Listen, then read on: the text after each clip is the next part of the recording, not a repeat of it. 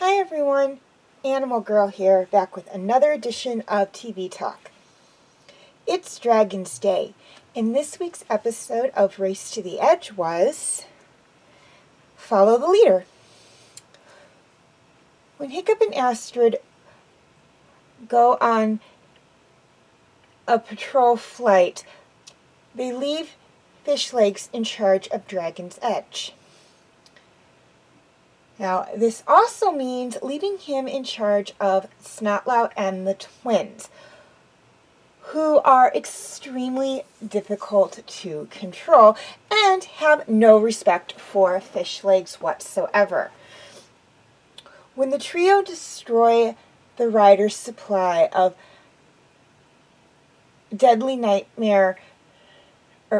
monstrous nightmare, gel that they use to protect in case they need to protect the base, and learning that Fishlegs knew about it and didn't stop them, Hiccup becomes extremely disappointed with his friend, causing Fishlegs to go off on his own, where he and Meatlug discover a cave that is home to a subspecies of night terrors. However, these night terrors are nothing like the ones that Fishlegs and Meatlug have encountered before. Okay, things I liked about this episode. First off, I loved the fact that we saw a sub-race of the night terrors. Now, this is not the first time we've seen a sub-race of a dragon species that we've encountered before. I consider the Screaming Death to be a sub-race of the Whispering Death, although the Vikings did know about it. It was, I think, something that popped up every few generations, but I still consider it to be a sub-race. And then we sort of saw a sub-race of the speed stingers, the ones with the webbed feet. I'm saying they're a sub-race because they were evolutionarily designed that way. And it apparently was evolutionary design that worked because they were thriving. That's evolution for you. But I consider them to be a sub-race of the speed stingers as well. So we've seen two other sub-races, or what I consider sub-races of dragons. Now we're seeing another one. And I really do like that because we're expanding on what we know about the dragons. And it shows kind of a mirror with our world. Animals do have sub-races depending on... And they do have evolutionary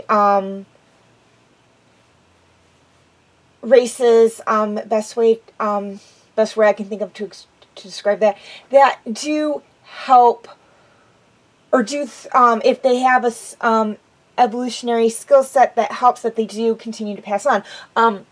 Hammerhead sharks, for instance, are one of them. Their elongated head allows them to find food twice as fast as their cousin does. I can't remember what their cousin is. They and their cousins have sensors on the underside of their heads where their mouths are, and that lets them detect the electrodes from their prey. And the hammerhead, with its broad sledgehammer-like head, can actually has twice as many, so it can find twice as much food as its cousin can. Again, I can't remember what shark is its cousin.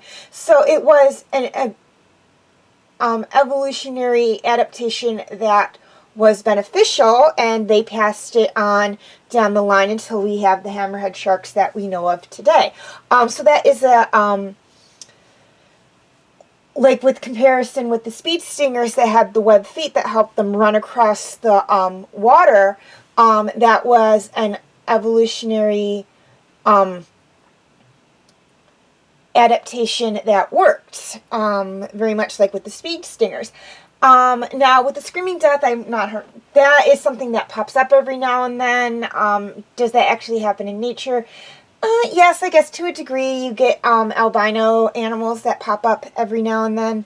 Or not albino, but white animals that pop up every now and then within groups of animals. Wild black leopards will do that.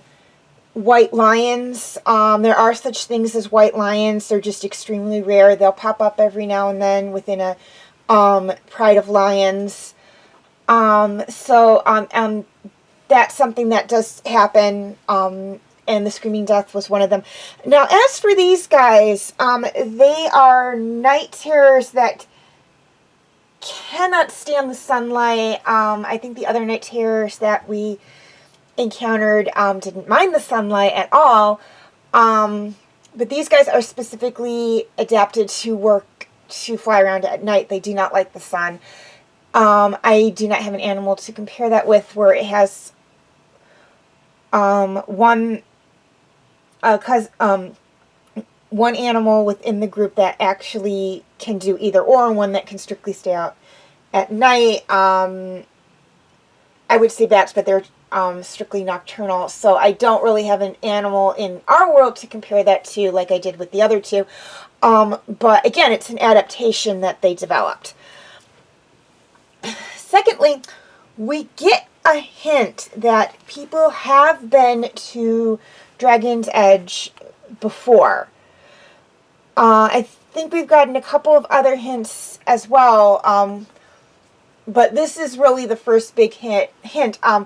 Fishlegs finds a sword in the cave. We find treasure scattered about the albino night terror's cave, and we find writing on the wall within the cave that is actually Viking writing. So we know for a fact now, it's really concrete, that somehow people have come to this island. Now, whether it was dragon hunters that were related to Viggo and Riker, I don't know. Maybe that'll be explained later on down the line. At this point in time, we don't know who they are, but we do know that there have been people there before. Okay, things I didn't like about this episode. There really wasn't a lot I didn't like about this episode.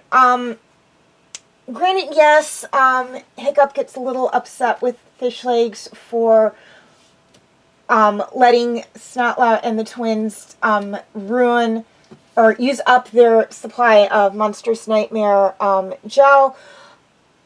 But there was a reason behind that. We needed to have Fishlegs kind of go off and try to prove himself and whatnot, so we needed that. It needed to be more than the just Snotlout and the twins giving him a hard time, because they always give him a hard time. And this is something that we haven't really talked about in TV Talk, because it's not really obvious, but it kind of is obvious, but it's not obvious. Fishlegs is Hiccup's best friend, basically. He was in the book series, and they've carried that over to Race to the Edge. We always see them doing stuff together. They went to the ancestral home of the Gronkles, where they encountered the really weird dragon with the tri-split jaw. I forget what its name was. And I forget the name of the island. Together, and we know they've known each other since they were kids, and they were friends since they were kids. So that definitely leads us to believe that these two are best friends. Now, have they known the others that long? Probably. Burke is a small island, so it is very possible that, you know, all 6 of them have known each other since they were kids. But Fishlegs, being a little different from the others, like Hiccup is, or was growing up, was probably considered an outcast as well, because he was more brainy than brawny.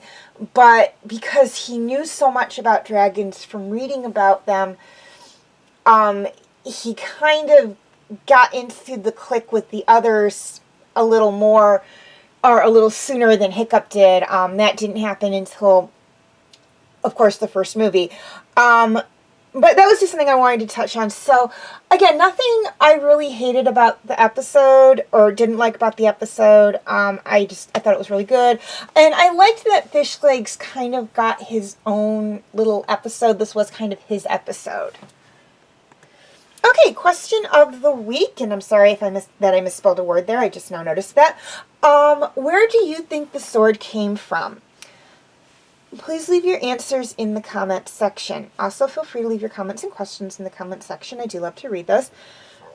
And please like and share if you're watching this on Facebook, or like and subscribe if you're watching on YouTube. And feel free to follow me on Tumblr, Instagram, Twitter, Wattpad, and DeviantArt. I do have my name for those 5 sites right there on the screen, as well as the pictures I use for the icons.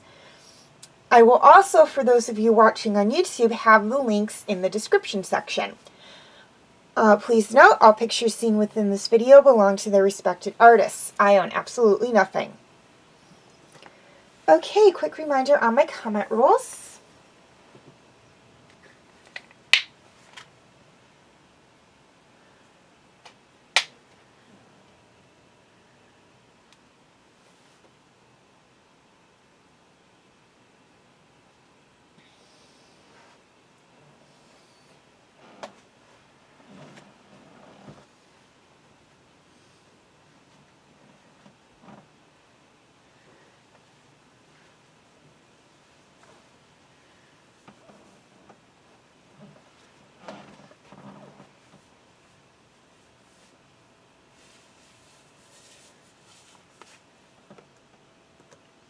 Okay, feel free to check out my related DreamWorks Dragons videos.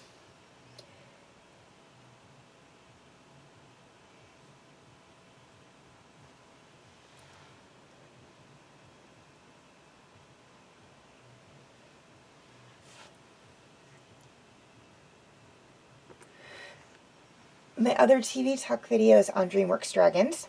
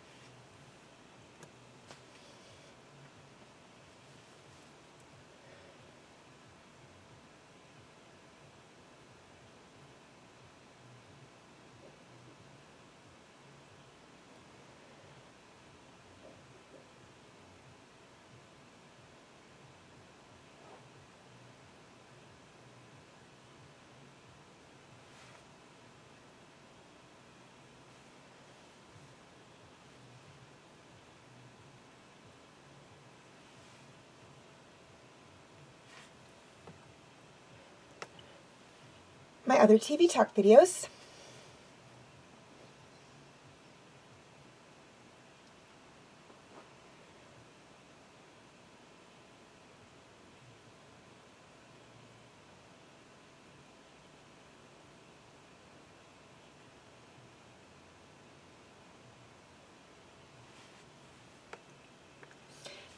And my other videos.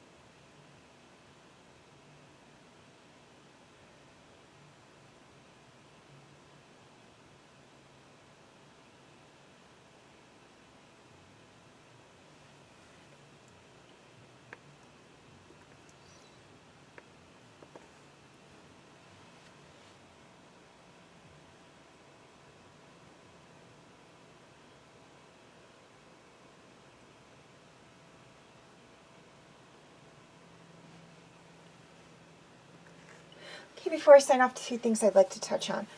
First off, and this is for my YouTube subscribers, there will be a dual posting for TV Talk. TV Talk will now be posted both to my Facebook page and my YouTube channel. If you'd like to check out any of the backlogged videos of any of the TV Talk episodes that, or videos that do not appear on YouTube, you can feel free to check them out on my Facebook page. Again, the link will be in the description section. And this one is for my Facebook friends, and that is to please note that my older special edition videos are on YouTube. I am posting the links here, or posting the links on Facebook. However, they are being posted for their specific holiday or event. So that means the postings are going to be extremely sporadic. More than likely go anywhere from a few days to a few weeks to a few months in between the postings. Okay, as always, thank you for watching, and have a very nice day.